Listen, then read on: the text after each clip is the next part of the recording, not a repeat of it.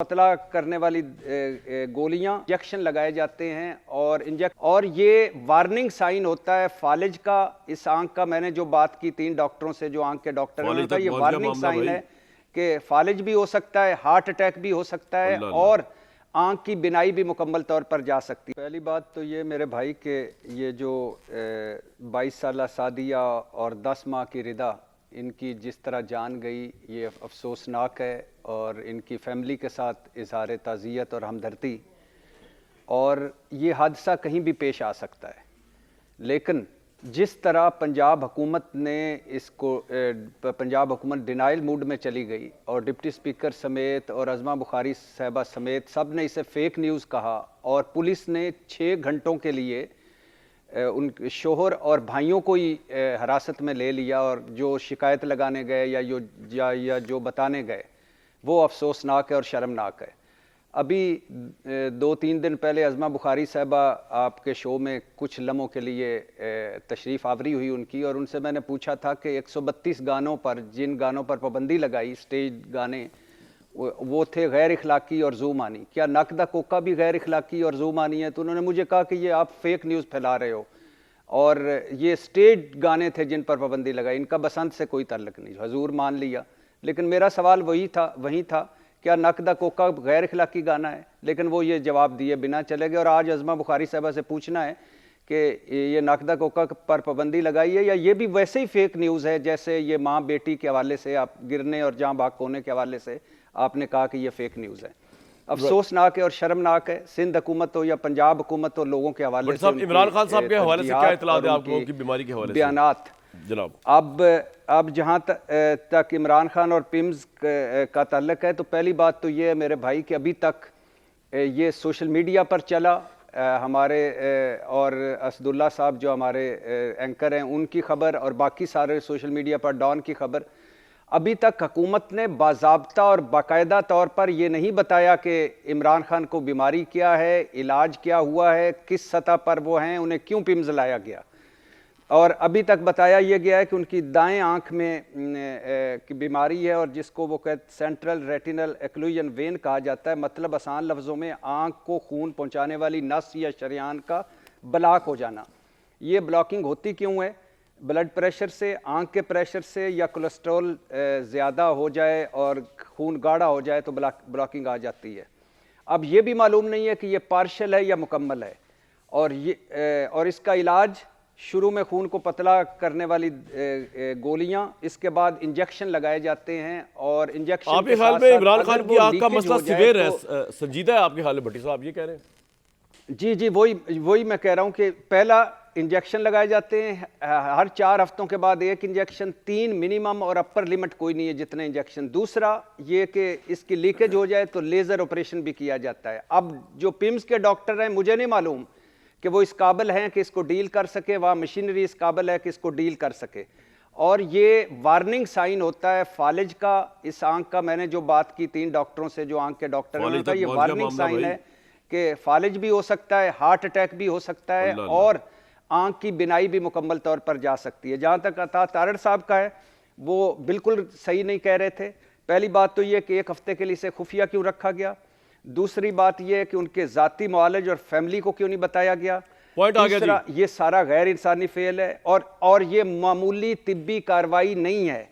ये कोई 20 मिनट का प्रोसीजर नहीं है कि 20 मिनट के लिए आए और चले गए। और ये एक सिर्फ जुमला उन्होंने कहा कि ये हर कैदी को सहूलत हासिल है। भाई, ये इंपॉर्टेंट कैदियों को सहूलत हासिल है, हर कैदी को तो जेल में खांसी का सिरप नहीं मिलता, सर दर्द की गोली नहीं मिलती। बिल्कुल ठीक है, बड़ी साहब का पॉइंट आ गया। ये मेरा ख्याल है हुकूमत बैकफुट पे है और अब हुकूमत को बताना चाहिए और इमरान खान से उनकी फैमिली और डॉक्टर को मिलाना चाहिए। बिल्कुल ठीक है। एक बात मैं कर दूं भाटी वाले साने के ऊपर, ये तो अभी वज़ीर-ए-आला पंजाब को जरा देखना चाहिए, तो आंखें रोशन हो जानी चीज़ वाकई के बाद कि ये तो लाहौर जो एपिक्स शहर है जिसमें हर जगह का, हर गवर्नमेंट की हर मशीनरी का फोकस है, वहाँ ये हाल है, तो पूरे पंजाब के दूर दराज इलाकों में मेन होल्स का इनका क्या हाल होगा? और वो रिपोर्ट भी नहीं हो पाता, अगर हो जाए तो हुकूमत फिर फेक न्यूज़ भी कह देती है।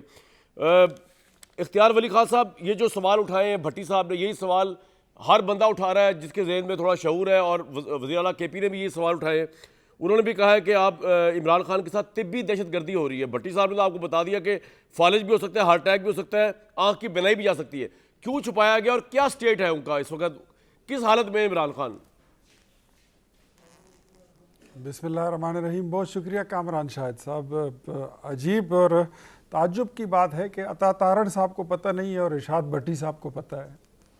अजीब बात यह है, बड़ी मुज़िक्का ख़ैज़ है, ताज्जुब है कि हुकूमत को नहीं पता और इरशाद भट्टी साहब को पता है कि ये ऐसा प्रोसीजर नहीं है, उस तरह प्रोसीजर। डॉक्टरों को नहीं पता लेकिन इरशाद भट्टी साहब को पता है।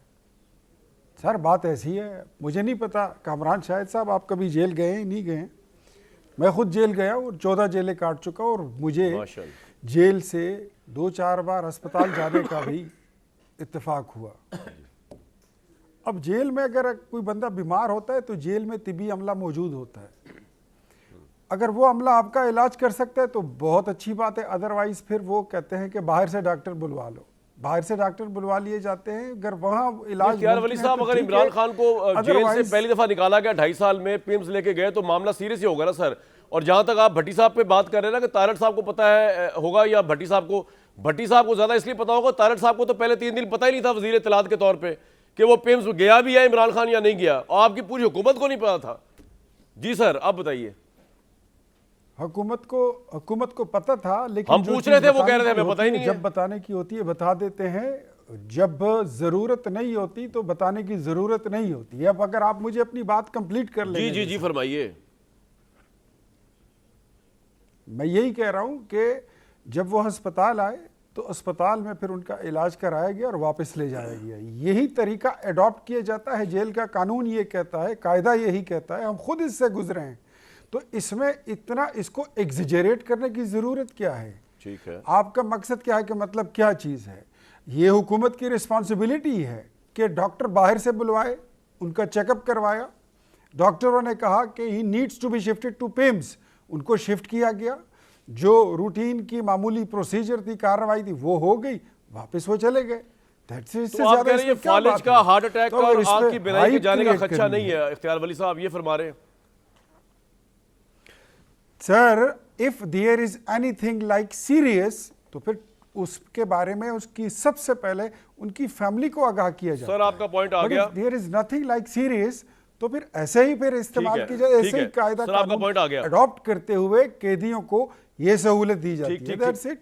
जुबैर साहब इसको एग्जैजरेट कर रही है तहरीक इंसाफ कि सोहेल अफरीदी साहब यहां तक कह रहे हैं कि पूरी कौम अलर्ट रहे, अब हम ये कर देंगे वो कर देंगे, फैमिली को नहीं मिलवाया तो नहीं मिलवाया, इसलिए नहीं मिलवाया कि वो कह रहे इतने हालात खतरनाक थे ही नहीं।